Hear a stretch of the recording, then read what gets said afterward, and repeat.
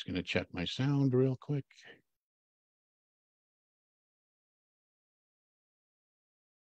And testing 1, 2. Just going to check my sound. There we go. We're working. Come on back. All right. It is the top of the hour. So welcome in. You have either joined on Zoom or through the magic of Facebook or some kind of technology, or maybe later on, whatever time of day, whatever day it is, wherever you are in the world via YouTube or some other video format, welcome in. I am Reverend Dr. Stephen J. Kosmyna, here with my wife, Tanae K. Kosmyna, and some other people as well. And all of you on this Sunday, March 5th, the first Sunday in March 2023. Welcome in. This is the Alternative Unity Ministry, Unity Prosperity Ocean International, going on our 8th year as an Alternative Unity Ministry. So welcome in, welcome in. And let's just dive right in. We're in this season of Lent. Now, we don't count the Sundays in Lent, but we sure do talk about them. We sure do talk about this season of Lent, which begins on Ash Wednesday, and it's 40 days really of preparation. Preparation for what? Well, a realization of the resurrection of the Christ in us, the higher self, all that God is in us, our essence, rising above all the debris, I like to call it, all the debris of sense consciousness, all the input that we receive that molds and shapes our paradigms and programmings and gets us to maybe even temporarily believe in something that isn't true. And so today what we're doing is we're looking more and deeper into this preparation we do during this season of Lent. I like to call it, use an acronym for Lent, letting go of every negative thought, so that we move away from the thoughts that don't serve our greater good and focus on expanding our awareness, being ceaselessly aware of what's taking place in consciousness, so that we move in thoughts that are supportive of the life we would love to live, that we're called to live, that we're divinely ordained to live.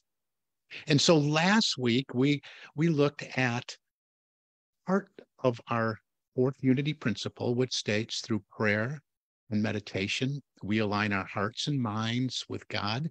Denials and affirmations are tools that we use. And we pretty much know what those affirmation things are.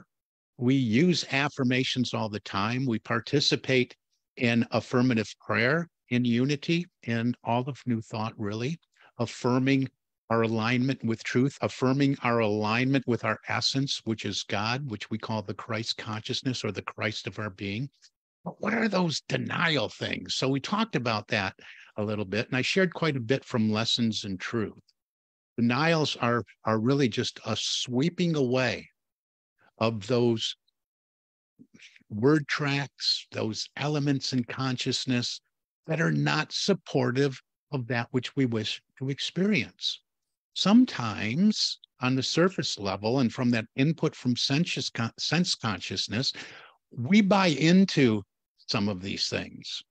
You know, I remember my dear sweet mother, who was, I think last Sunday was her birthday, right? Or the 28th was. And sometimes just a habit, she would make a mistake with something, you know, just something simple, maybe with her grocery list or adding something or something she was planning. And she would hit herself on the forehead and say, "I'm so stupid." And I'm going, you know, where we were in consciousness at that time, we didn't think anything of it. But that is something that needs to be denied, that non-truth, right?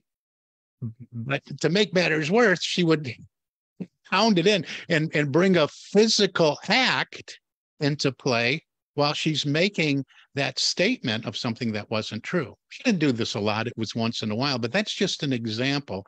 And thank goodness, anytime she did that, it didn't take, because she was a beautiful, brilliant woman and school teacher, just like my mother-in-law who's on here with us today.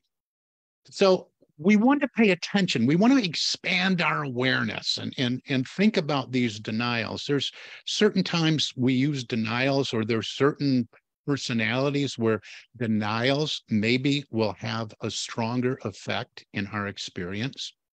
And we look to those to just brush them away, when we catch ourselves giving our power away to something that is either not true or not supportive of our greater good.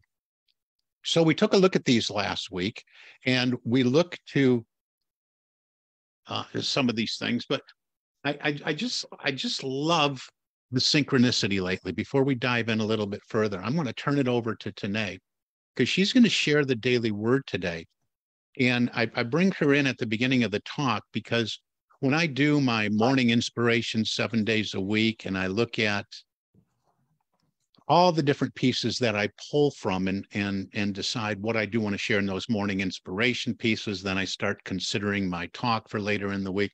I just love it when spirit moves in and drops in, and I just see everything aligning in perfect divine order and perfect synchrony, synchronicities. And today's daily word fits in right here so beautifully. So I'm going to turn it into today and over to Tanae today in this moment, so she can share the daily word. Come on out and share, and then I'll just pick right back up where we left off. Come on out, Tanae. Okay, well, thank you. And good morning, everybody on here and online out there.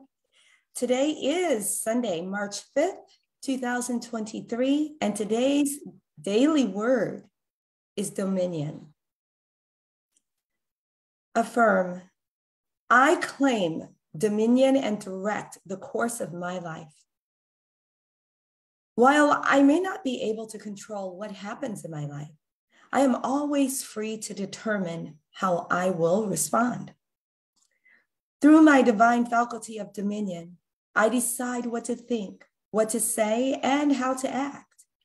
If a thought or of fear or powerlessness arises, I remember all the wisdom, understanding, and strength of God are within me. Whether I'm organizing my day or moving forward after making a life-altering decision, the principle of dominion is always mine to claim. Knowing this, I move through life with quiet confidence. I am sure and secure in myself and in the knowledge I am a divine being. I claim dominion and feel my life expand into a field of limitless possibility and potential. And from the book of Psalm, chapter 8, verse 6, it reads, "You have given them dominion over the works of your hands. You have put all things under their feet."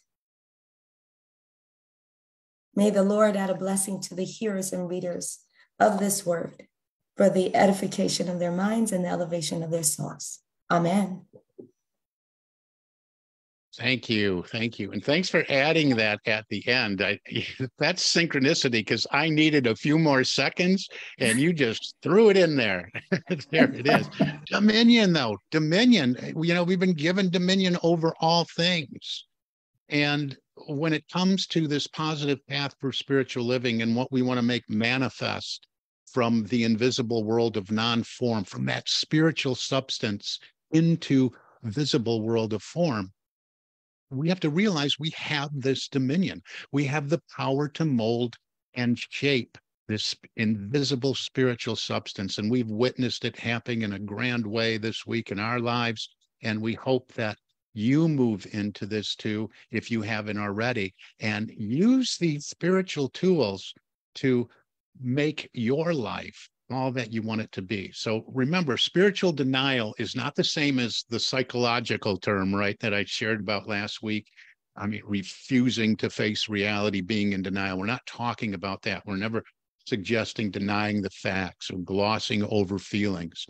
The spiritual form of denial is a term coined over a century ago, and it means to release or renounce those things that are just not true. It is disidentifying, according to Reverend Linda Martella-Whitsett, Vice President of Silent Unity, disidentifying with and eliminating thoughts and beliefs that we've come to regard as false, limiting, or negative. So true denial releases the energy expended in holding non-productive ideas, whatever they may be. We hold on to them and they bombard us all the time. So we have to be on guard and aware, just brush them away. We can deny things like any belief we've had been harboring about the permanence of either our circumstances or a length of time it's taking to resolve something. We can deny that as being our reality. Negative interpretations of circumstances, such as making it mean that something is broken or wrong or missing in our lives or with us, or identifying with a condition, even naming it. And Tanae and I see a lot of this, especially Tanae doing her work around type 2 diabetes, naming it my disease, owning it, making the condition a bigger part of our lives than it actually is, or believing what I've been told and what everyone knows about a condition. A good example is claiming seasonal allergy because everybody's got them. I must have them too. That's why I sneeze, right? Everybody's got them. Well, me too. Or self-punishing beliefs about God and about human nature, things that just aren't true. So we brushed these away. And then we looked at last week, we looked at the great denials that H. Emily Cady in Lessons in Truth suggested everyone adopt, or that we do adopt a new thought, which is there is no evil. Evil is only the absence and consciousness of God the good. That's why we sweep these away. We sweep away the appearance of evil so that we can have an always-on awareness of the omnipresence of God front and center. Number 2 was there is no absence of life, substance, or intelligence anywhere. That's why I love doing our opening prayers or closing prayers, or wherever I put them, the holy sacred presence of God, the holy sacred presence of life, the holy sacred presence of divine wisdom is wholly present right here and right now. In fact, it is what I am and you are made of. There is no absence of it anywhere. There is no place that we can go where life, substance, and intelligence is not. Number 3 was pain, sickness, poverty, old age, and death cannot master me, for they are not real. Our essence, our life with an uppercase L, is what we are made of, is this energy that we live of, that we live from, and it is eternal.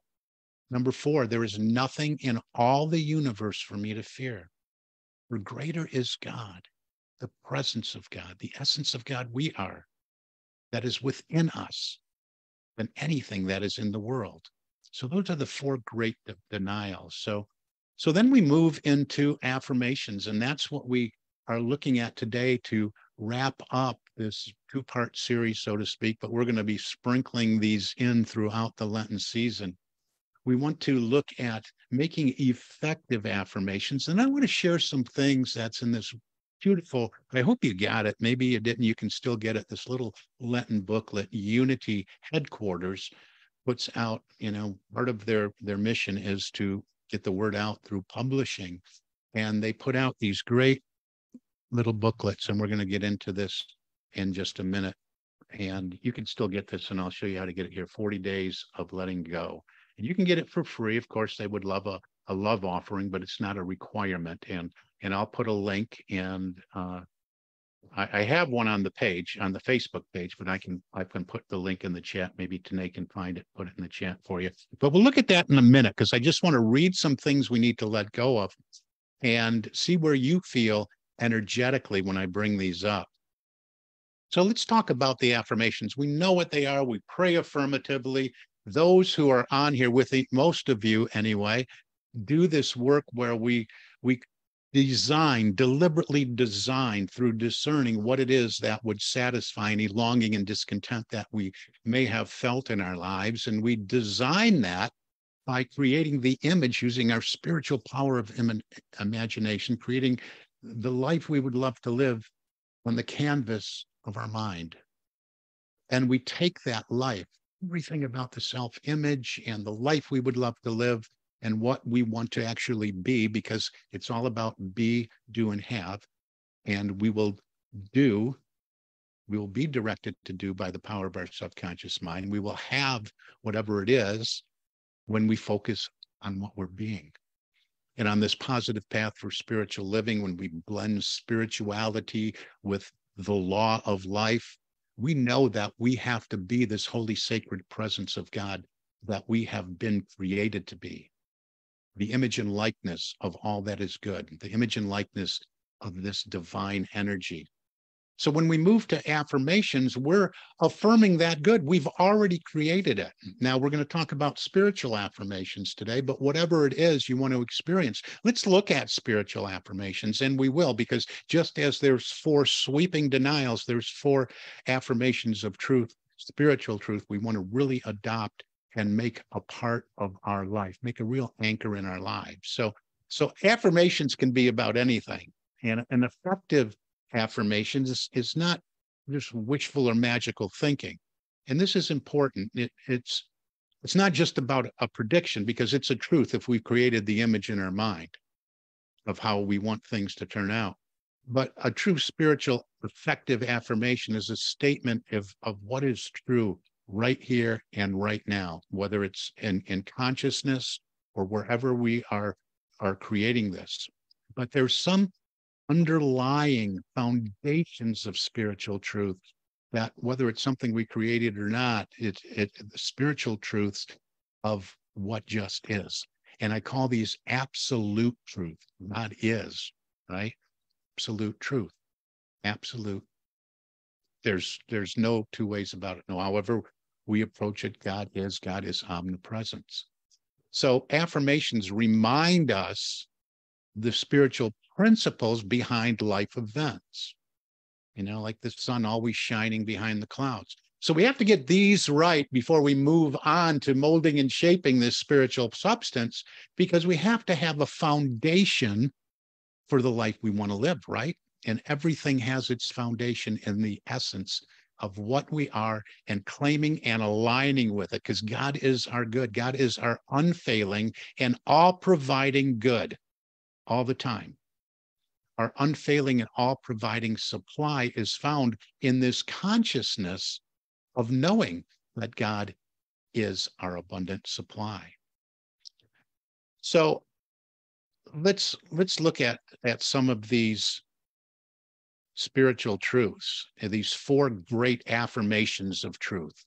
And number 1, as identified by Emily Cady, and we know because we've been on this positive path for spiritual living, but perhaps we need to be reminded of it time to time. Number 1 is God is life, love, intelligence, substance, omnipotence, omniscience, omnipresence. And we affirm that. That's a great affirmation. That is what I built my favorite prayer on. I am the holy, sacred presence of life, love, wisdom, intelligence, substance, omnipotence, omniscience, omnipresence. Number 2, I'm a child or manifestation of God. In every moment, God's life, love, wisdom, power flow into and through me.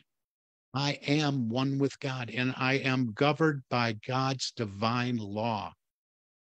I firmly believe, based on this, is where Ernest Holmes drew that another favorite affirmation of mine. There is only one life. That life is God. That life is my life now. Beautiful summary of these 2, right? Number 3, I am spirit. I am, you are, we are. Let these be the meditation of your heart. Let these be the affirmations of your heart, mind, body, spirit, and soul. I am spirit, perfect, holy, harmonious. Nothing can hurt me, make me sick or afraid. For spirit is God, and God cannot be sick or hurt or afraid. I manifest my real self through this body right now, right here in this moment. And number 4, God works in me to will and to do whatsoever God wishes me to do, and God cannot fail. Now, we have to do that last one a couple times to really dive into the meaning of it. Think about it for a moment. Just take a moment and feel yourself into that affirmation. God works in me. God works in you. To will, the power of focus, right? Our spiritual power of will to stay focused, right?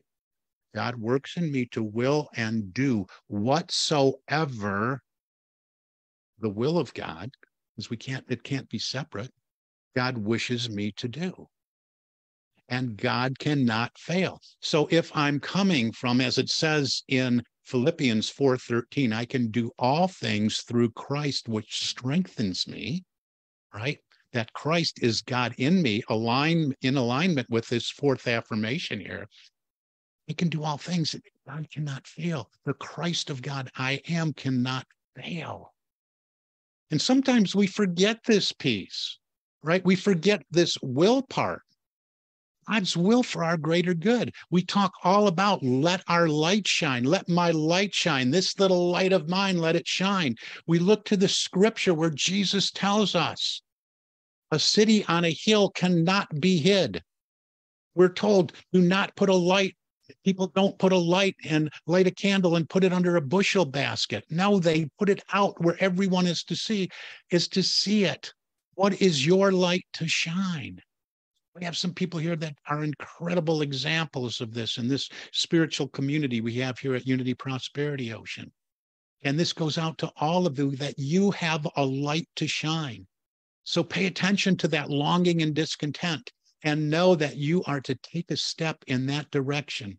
And you cannot fail when you affirm the truth, the absolute truth of your being, that you are made in and of the image of God, the beauty of God, the wisdom of God. And remember all of these things as we put them together, the denials and affirmations, because boy, oh boy, do we buy into them. We really do. You know, I'm thinking of a little story when I came out of meditation, and it's just something I made up, but here's just a way that we buy into these. You know, the phone rings, here's Ethel, and it's her husband, Jimbo's friend, Bob, on the phone. And Bob says, yeah, is Jimbo there? And Ethel says, no, he's out back. He's digging us a bomb shelter. We saw on the CN constantly negative news network that we're all going to war, to World War III, and the bombs are going to start flying any minute. He's out back digging a bomb shelter. He'll call you back later. And so Bob hangs up, and then a few days go by, and then the phone rings again, and Ethel picks it up. Hello, Ethel. It's Bob again. Is your better half there? He goes, no, he's out back. He's filling in the hole.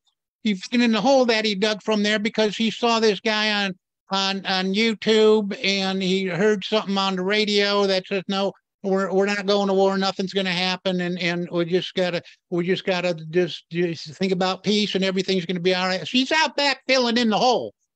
So, and then they hang up, but this just is to demonstrate how we live from the outside in so often, because that's an exaggeration to be somewhat amusing and humorous. But what do? We get bombarded with this information from the outside world. I call it sense consciousness. We take it in through what we see and what we hear and what we smell and taste and touch, and we call it real.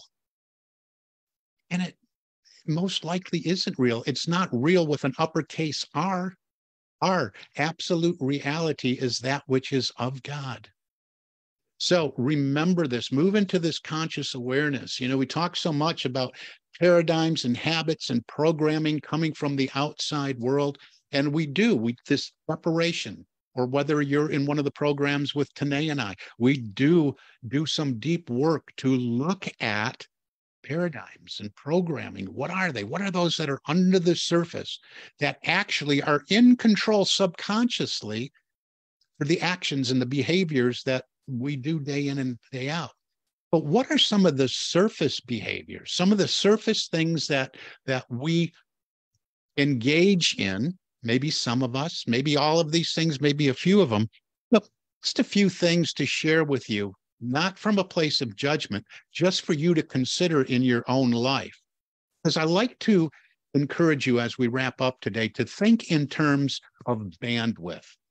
Bandwidth could also be called our awareness. We got this much space, we got this consciousness. This goes back a couple talks ago when I told you this. We're only operating with about 4% of all the universe that is visible. 96% is that invisible substance, right?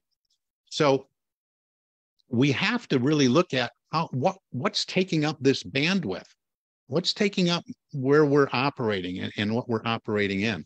And again, if you go to unity.org, they have this on there. You can download a digital version, and you can ask for a printed version like I have here and have that mailed to you. And if you want to give them a love offering, that's fine. If not, they're good with that too. You'll be on their list and you'll get notified of these little booklets that they put out throughout the year.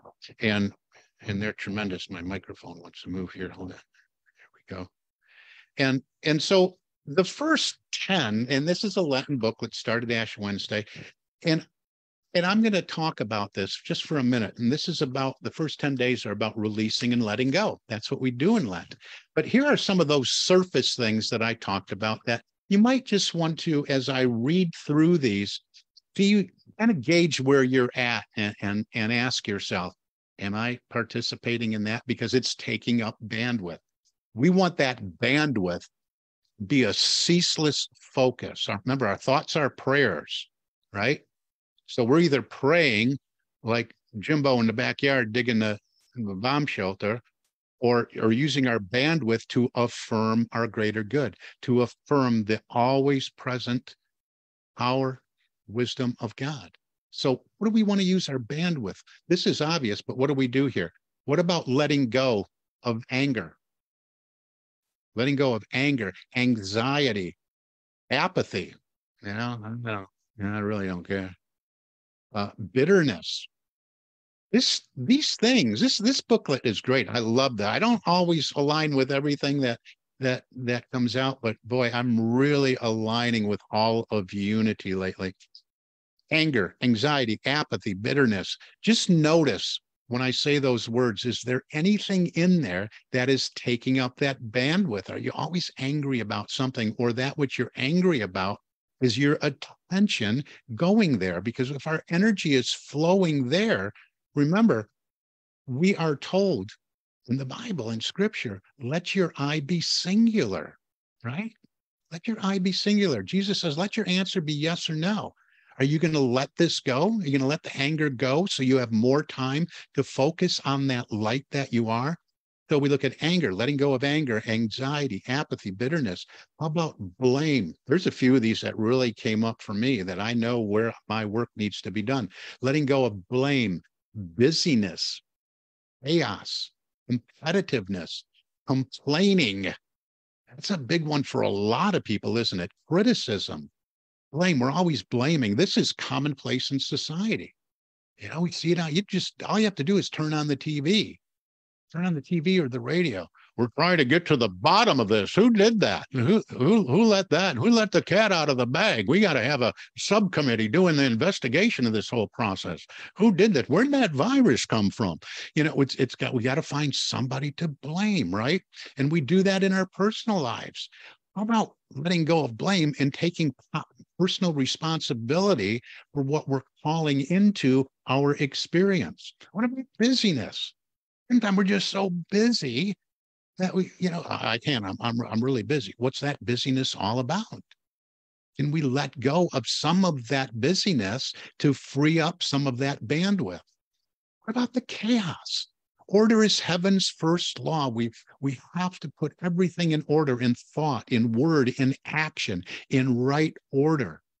Competitiveness.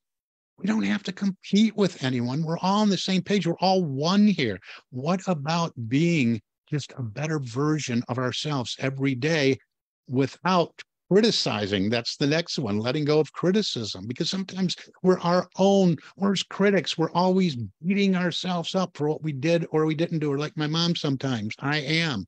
Remember, you have dominion, and your dominion comes in the form of whatever words you put after those two words, I am. What about letting go of darkness, of discontent, of discouragement, of doubt, of drama, the fear of being alone? Any of those things, that darkness, sometimes we just like to wallow in that. We like to, a part of us just stands in the ego wanting attention stands in that puddle of results that says, oh, poor, pitiful me. And we stand there and we look.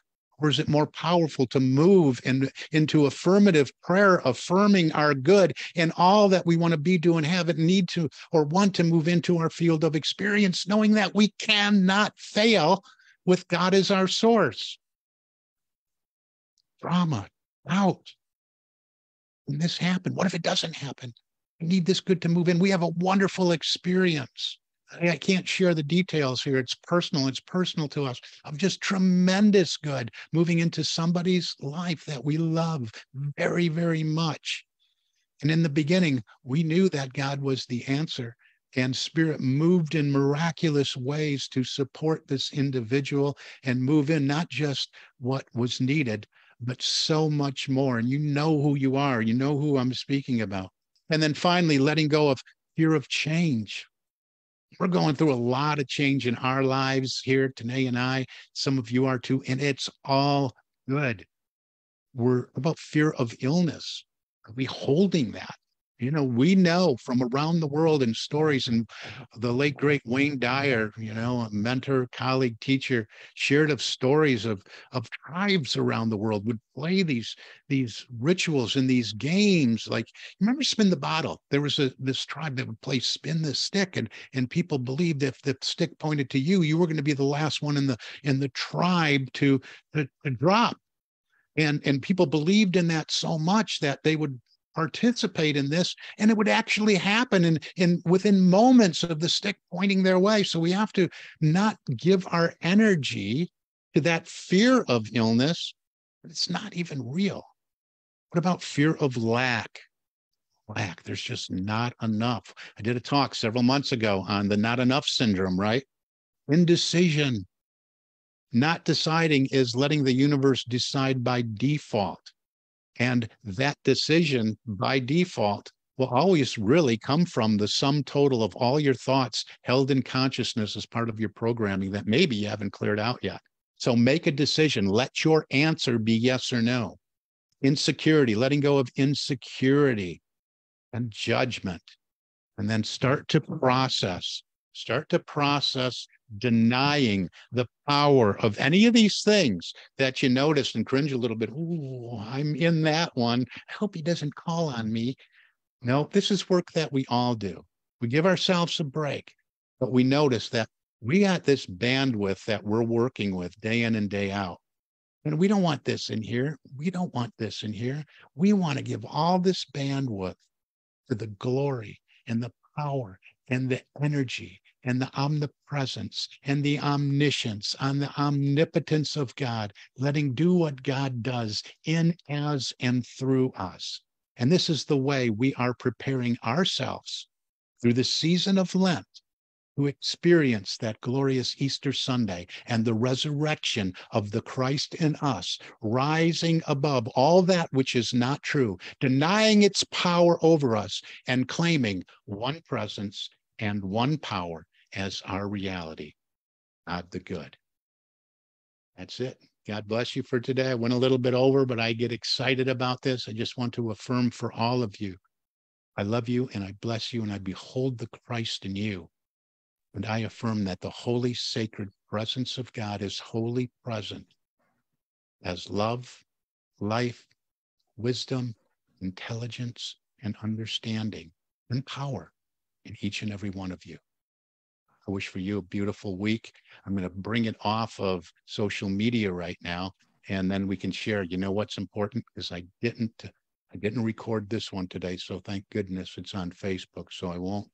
I can Oh get my a link gosh. out. Yeah, I can get a link out to the Facebook page, but I've been recording them and then uploading them to our